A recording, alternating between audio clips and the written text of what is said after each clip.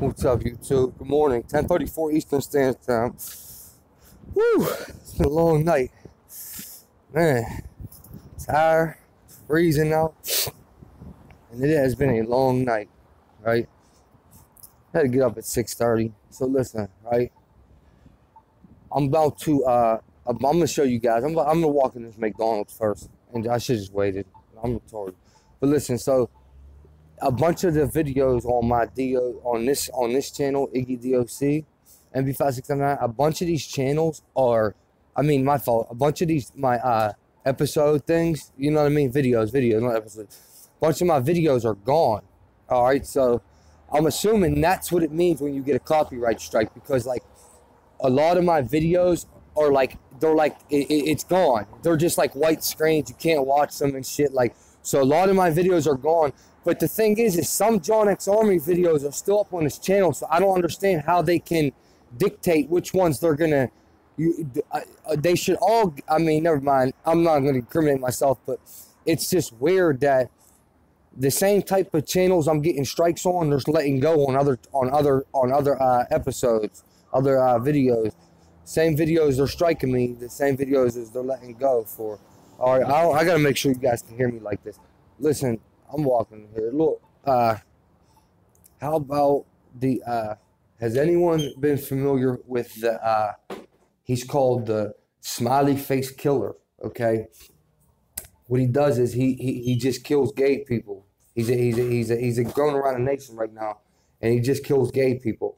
And he puts them in a body of water, and then he spray paints a smiley face everywhere he goes. He's like a serial killer, I guess. Well, I guess he's been in Pittsburgh for a while, and bodies keep showing up in rivers with smiley faces on them, so they think he's around here. So I'm gonna try to pull some stuff on it about it. Give me. Hey guys, now this is earlier what I was touching up on a Smiley Face Killer. Okay. These are the guys. Okay. So his family rushed from their eastern Pennsylvania home to Pittsburgh for months, as they and others of many strangers putting up missing persons. Sorry, I'm trying to make coffee real quick. Posters, scored alleyways, and riverfronts, and searched through dumpsters for the 22-year-old. Vigils were held, prayers were said, tears were shed, and even psychics were consulted. After months of fear, dreaded confusion, the mighty Ohio River gave up its sorrowful secret. Paul's body was found March 19, 2015, floating 85 miles downriver in Wheeling, West Virginia. In early 2017, the same grim scenario, this is 2017, grim scenario played out for the family of Dakota James, 23, who vanished from downtown after a night out with friends. We're talking about downtown Pittsburgh, guys. He was a college student at Duquesne University, which is in uptown Pittsburgh. Again, there were searches, posters, vigils, and prayers. Again, searches by land, water, and air turned up nothing. And again, the Ohio River revealed an answer. After missing for about 7 weeks, Dakota's body was discovered March 6, 2017, floating in Robinson. Wow, that's what I meant. Like Paul Dakota had drowned. As the anniversaries of the disappearances approached, 3 years for Paul on December 16th and 1 year for Dakota on January 25th. Both families and Pittsburgh police still do not know what happened. How could two young men with promises, purposes, and personalities simply be sucked into a dark void of winter nights, never to be seen alive again? Did they fall into one of the city's rivers, as police surmise? Did they intentionally kill themselves? Was there foul play? Could these baffling deaths have been at the hands of a serial killer? Listen, Three Rivers, Too Mysterious, the Pittsburgh Post Gets Found, serialized podcast deals with the disappearances and deaths of Paul Cuccio and Dakota James. They are detailed in this news story. Michael A. Fuoco is the host, and Ashley Murray is the producer of the 5-chapter podcast. The West Virginia Medical Examiner RuPaul. Now, the Ohio River goes down to West Virginia, guys. If you're not familiar, West Virginia attaches to Pennsylvania, and it's right beneath Pittsburgh. It's about a half hour away. ruled Paul's manner of death as determined because the circumstances leading up to the immersion of the descendant into the water are unknown. The Allegheny County medical examiner, which is Pittsburgh, Pennsylvania, ruled Dakota's manner of death as accidental, even though authorities cannot say where, when, why, or how he entered the frigid water. Why would a college student with a promising future in the dead midnight of winter be on the river, which is so dangerous? So dangerous. Makes no sense. These dudes were murdered, and the police are trying to cover it up for some reason, which makes it very, very suspicious that maybe it's a police officer. However, this serial killer has been attacking gay people all around the nation, and he has never been caught. He's still on the loose today. Okay, so both families feel their loved ones was murdered. They contend Pittsburgh detectives did not adequately investigate their cases and treated them with disrespect. Pittsburgh detectives. Police say they have no evidence of foul play and dispute the family's assertions of being unprofessional, but add that they understand how distress can create a mistaken perception.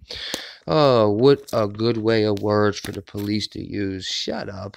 Can't stand cops in Pittsburgh, man. The mysterious deadly rub roll the family's pain. Losing your child is trauma enough. Not knowing how you lost your child is unbearable. And said Jack Cuocho, Paul's father, every day a new scenario comes into my head about what could have happened, and that's lots of damn days since he went missing. Striking similarities. Paul and Dakota never met, yet their lives, disappearance, and deaths were eerily similar. Both came to Pittsburgh to attend Duquesne University. Paul graduated in 2014 and was about to complete his probationary period as an ICU nurse at Allegheny General Hospital when he went missing. Yeah, an ICU nurse would not be hanging out on the river. It's a very dangerous, dangerous place. Okay? Where he's at is a bad part of the city. He would not be there. An ICU nurse would not be hanging out right down the river. There's train tracks. It is a bad part of the city. Trust me. These dudes were murdered. Dakota, a graduate of West Virginia University, was a grad student at Duquesne with plans to attend law school. Paul was from Bucktown, a rural Pennsylvania village of 2,600 in the South Coventry Township, Chester County. That's out by Philly. 5 miles south of Pottstown, which is out by Philly. Dakota, called Cody by friends and family, grew up in Jefferson, Maryland, about an hour west of Baltimore. Both had been high school athletes. Paul played baseball, and Dakota was a swimmer. Both were the youngest children in close-knit families. Paul's older siblings are sisters and a brother. Dakota's older siblings is a brother. When they vanished, both were only days away from visits with family. Paul had planned to go home for the holidays, and Dakota was headed for his family's vacation residence in Deep Creek Lake, Maryland. Both young men were studious, fun-loving, and giving. The family say neither suffered from drug addiction, mental illness, a medical condition, or suicidal ideations that might help explain their disappearances. Paul lived in the Southside Flats, okay, near the Monongahela River in Dakota on the north side, not far from the Allegheny River. There's 3 rivers in Pittsburgh, okay? We're surrounded by 3 rivers. That's why we're called Three River Stadium. It used to be. Police surmised that each entered the frigid river near their apartments. It's another thing. Midwinter, look, this river would damn near be ice. They would never be in it. Paul, in the early morning hours of December 16, 2014, and Dakota late in the night of January 25, 2017, both had been drinking and had blood alcohol content above the legal limit of 0.8. Paul was 0.15 and Dakota was 0.214. Neither family believes their loved one's intoxication levels explains them somehow falling into the river. Indeed, dying in one. Alright, guys, I felt, wow. Holy smokes, this is very, very long article. Sorrowful anniversaries. In the Kucha home, a memorial candle for Paul constantly burns.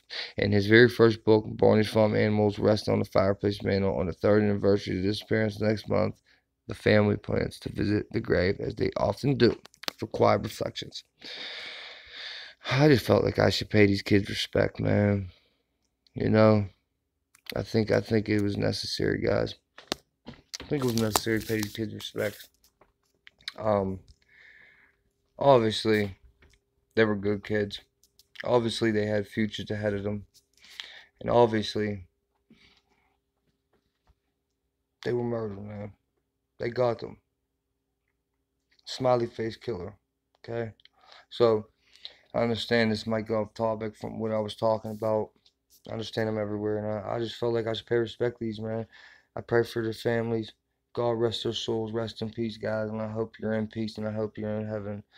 You died in a violent manner, and you have to find a way to let that go, to pass on.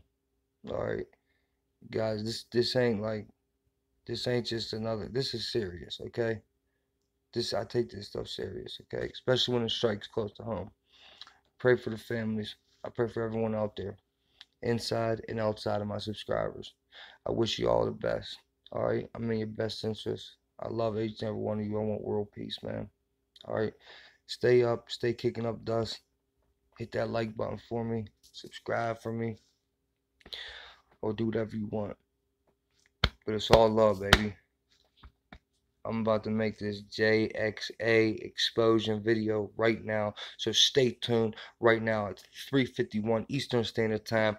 By 5 o'clock at the very latest, I will be uploading another video exposing John X. Army, Barbie, Barbie, Barbie. Now I'm not going to copyright none of it. I'm just going to go straight off of my own content because we got him last night, guys. Alright, one love, man. See you in a little bit. Like Ziggy. DOC and B5679. Peace.